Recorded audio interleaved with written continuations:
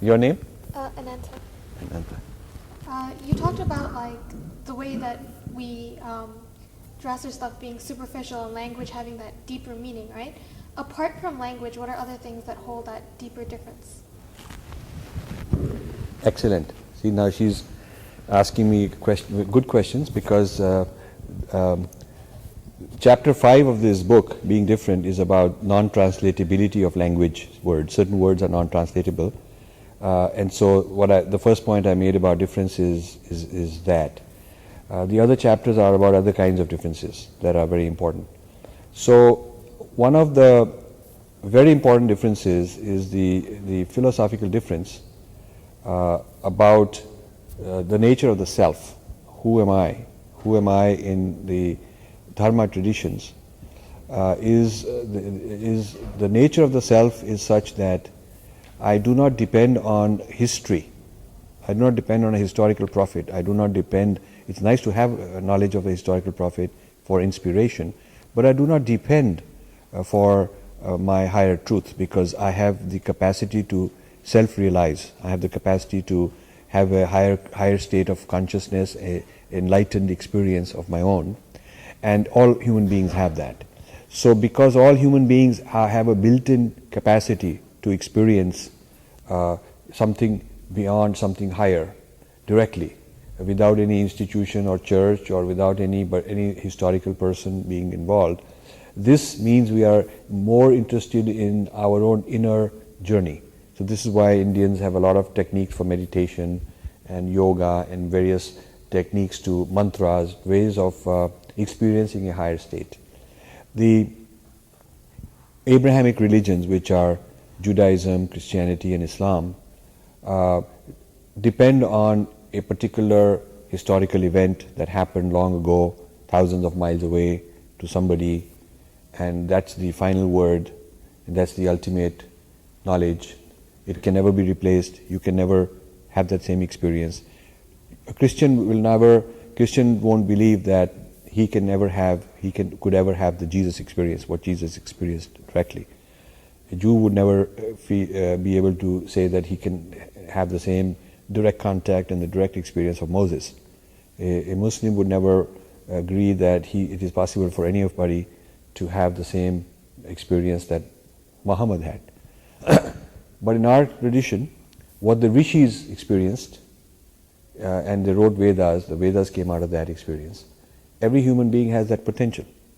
And every once in a while, some great person comes along who has that experience and who can validate it and teach it again.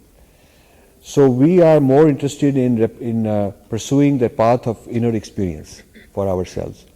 And this means we are less subjugated to obey some kind of external, institutional authority. We are what I call less history-centric.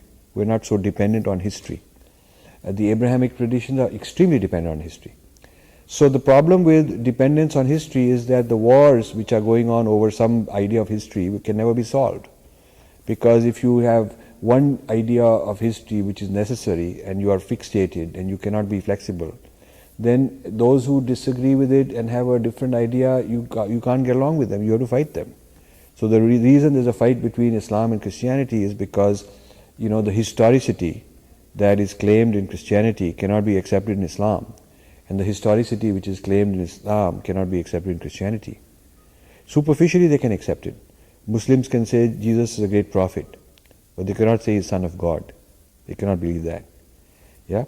Because if they were to accept he's son of God, then it violates their own history. And Christians can say, well, maybe there are some great things written in the Quran and Muhammad was a great man, but they cannot accept that he is the perfect prophet and final prophet because it violates their own New Testament. So we don't have these problems. And therefore we are more flexible and more open and more able to respect others. We can practice respect for others genuinely, not lip service. Whereas these Abrahamic traditions, what they can offer you is tolerance. Tolerance. We tolerate you. They can't offer you real respect. Now, how many of you think that tolerance is something you would like to be? How many of you would like to be tolerated? Raise your hand. Nobody. How many of you would like to be respected? Okay, so you get the point. Imagine in class somebody says, I'll tolerate you to sit next to me. And you'll say, what the heck, what's wrong with me? Why do you have to tolerate me? Nothing wrong with me. To be told I'll tolerate you is like an insult, right? It's an insult. Right? It's an insult. I mean, if in your home your one family member says, I'll just tolerate you at the dining table, it's kind of rude. But you say, I respect you, that's different, whole different meaning.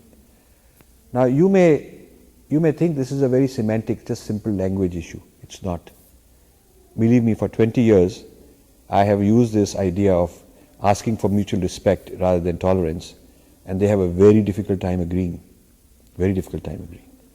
So whenever you are having an interfaith conversation and people say, oh, we agree to tolerate each other, I want you as Hindus to raise your hand and say, no, let's remove the word tolerance and we'll put the word mutual respect in any resolution, in any declaration, in anything that the people are saying. You should say, I don't like the word tolerance, it's rude, tolerance is not good enough, this is 21st century, we should respect each other.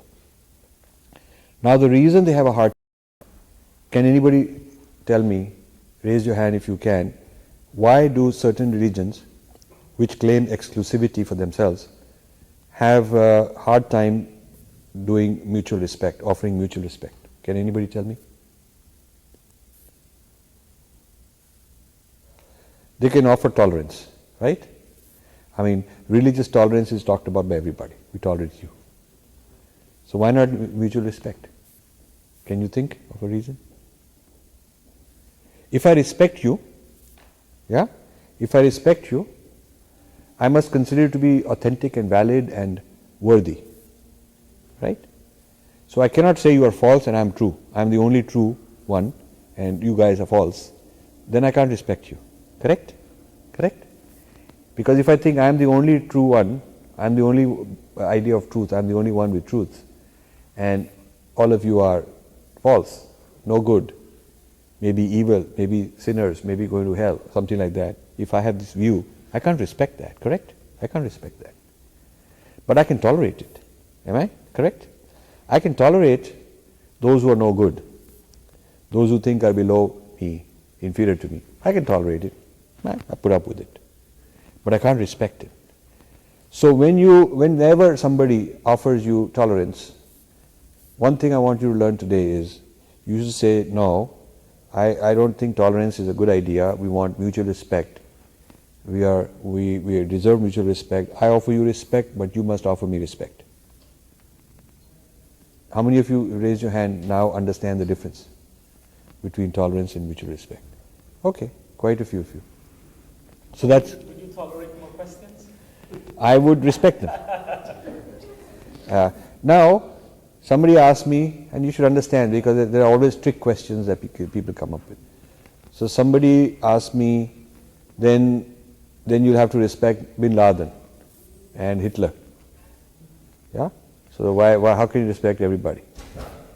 And I said, mutual cannot be dropped from the phrase mutual respect, which means I would respect Bin Laden if he also respects mutually, if he respects others. He cannot respect others, will not respect others, because he believes that only his way is correct and all others he has to kill and fight and all that. And therefore, because he refuses to respect others, therefore he would position of mutual respect works such that I will not respect somebody who does not practice respect for others, because it is mutual respect. You see what I'm saying?